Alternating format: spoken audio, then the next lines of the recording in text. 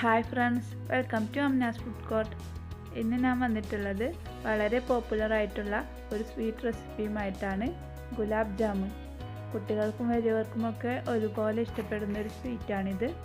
അപ്പോൾ നമുക്ക് നോക്കാം ഇതെങ്ങനെ ഉണ്ടാക്കുന്നതെന്ന്.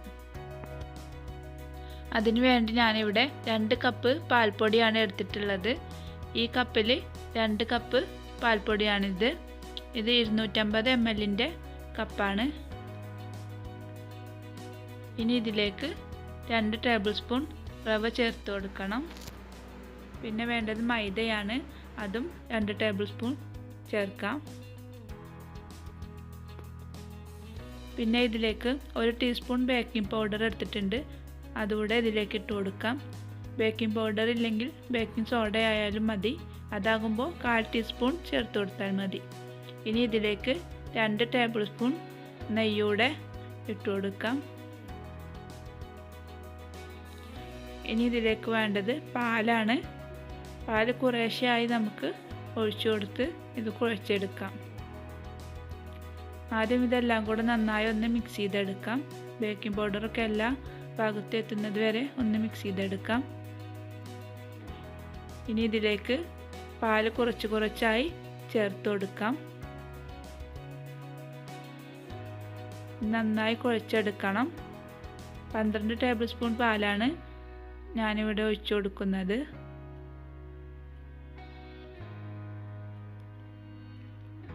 ഇത് ലൂസായിട്ടുള്ള മാവായിട്ട് വേണം കുഴച്ചെടുക്കാൻ.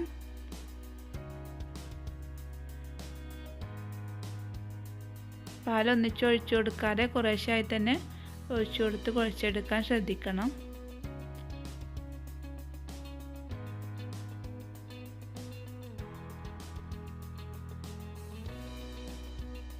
ഈ ഒരു പരുവത്തിലാണ് നമ്മുടെ മാവ് വേണ്ടത്, ഈ ഒരു ലൂസിൽ.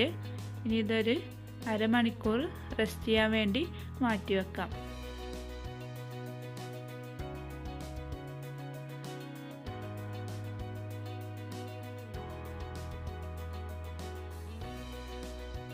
ഇനി നമുക്കിതിലേക്ക് വേണ്ട ഷുഗർ സിറപ്പ് റെഡിയാക്കാം.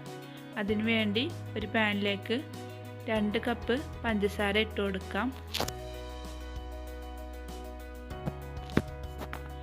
ഇനി ഇതിലേക്ക് 2 കപ്പ് പഞ്ചസാരക്ക് 2.5 കപ്പ് വെള്ളം കൂടെ ഒഴിച്ചു കൊടുക്കാം. ഇനി ഇതിലേക്ക് ഒരു 4-5 ഏലക്ക എടുത്തിട്ടുണ്ട്, ഇതൊന്ന് ചതച്ചെടുത്തിട്ടുണ്ട്, ഇതും കൂടെ ഇട്ട് കൊടുക്കാം.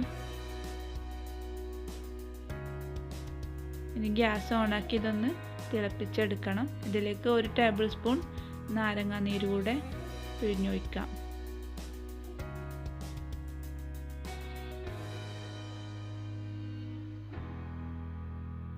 ഇതൊന്ന് മിക്സ് ചെയ്തെടുത്ത് നന്നായി തിളപ്പിച്ചെടുക്കാം. ഒരു 3-4 മിനിറ്റ് മീഡിയം ഫ്ലെയിമിലിട്ട് അടച്ചു വെച്ച് നമുക്ക് തിളപ്പിച്ചെടുക്കാം.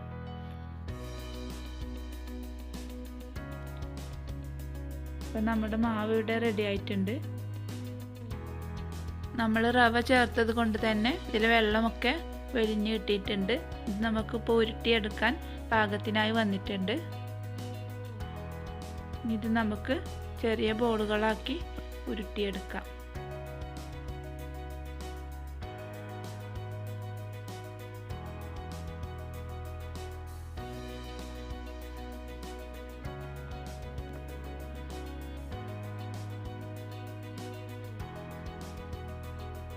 ഒരു ഇത്ര ഭാഗം എടുത്താൽ മതി, ചെറിയ ബോളുകളാക്കി ഉരുട്ടിയെടുത്താൽ മതി. ഇത് നമ്മൾ ഫ്രൈ ചെയ്ത് വരുമ്പോൾ കുറച്ചുകൂടെ വലുതായിട്ട് വരും. അപ്പോൾ ഞാനിതെല്ലാം ഉരുട്ടിയെടുത്തിട്ടുണ്ട്. ഈ ഒരളവ് വെച്ച് 34 ബോളാണ് കിട്ടിയിട്ടുള്ളത്. ഇപ്പോൾ നമ്മുടെ ഷുഗർ സിറപ്പ് ഇവിടെ റെഡി ആയിട്ടുണ്ട്. ഒട്ടുന്ന പരുവൊന്നും ആകേണ്ട ആവശ്യമില്ല. 3-4 മിനിറ്റ് നന്നായിട്ട് തിളച്ച് വന്നാൽ മതി. ഇനി ഇതിലേക്ക് 1 ടേബിൾ സ്പൂൺ റോസ് വാട്ടർ കൂടെ ഒഴിച്ചു കൊടുത്ത് തീ ഓഫ് ചെയ്ത് നമുക്കിത് മാറ്റി വെക്കാം. ഇനി ഒരു പാൻ അടുപ്പിൽ വെച്ച് ചൂടാക്കാം. അതിലേക്ക് ഗുലാബ് ജാമുൻ ഫ്രൈ ചെയ്യാൻ ആവശ്യമായിട്ടുള്ള ഓയിൽ ഒഴിച്ചു കൊടുക്കാം.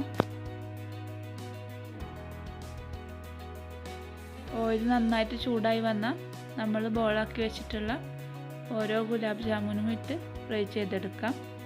ചെറിയ തീയിലിട്ടിട്ട് വേണം ഇത് ഫ്രൈ ചെയ്തെടുക്കാൻ. തിരിച്ചും മറിച്ചും ഇട്ട് ഇത് ഫ്രൈ ചെയ്തെടുക്കണം. പെട്ടെന്ന് തന്നെ ഇത് കരിഞ്ഞു പോകും.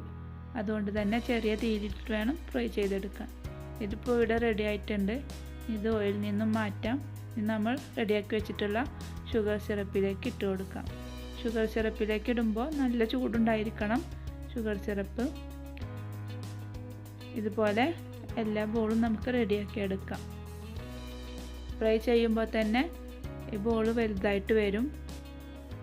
ചെറിയ തീയിലിട്ടിട്ട് തന്നെ ഇത് ഫ്രൈ ചെയ്തെടുക്കണം, അല്ലെങ്കിൽ ഉൾഭാഗം വെന്ത് കിട്ടില്ല.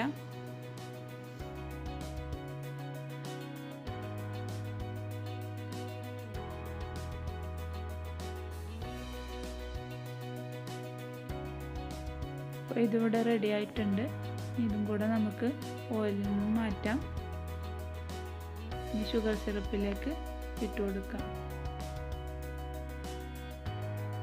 ഷുഗർ സിറപ്പിന് ചൂടില്ലെങ്കിൽ നന്നായിട്ടൊന്ന് ചൂടാക്കിയാൽ മതി. ഇനി ഇത് 1-2 മണിക്കൂർ നമുക്ക് മാറ്റി വെക്കാം. ഷുഗർ സിറപ്പ് ഇതിനുള്ളിലേക്ക് നന്നായി പിടിക്കാൻ വേണ്ടിയിട്ടാണ്.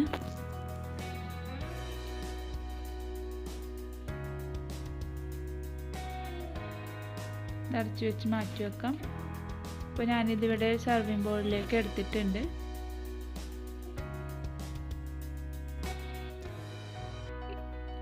ഇനി ഞാനിതിൻ്റെ ഉൾഭാഗം ഒന്ന് മുറിച്ച് കാണിച്ചു തരാം.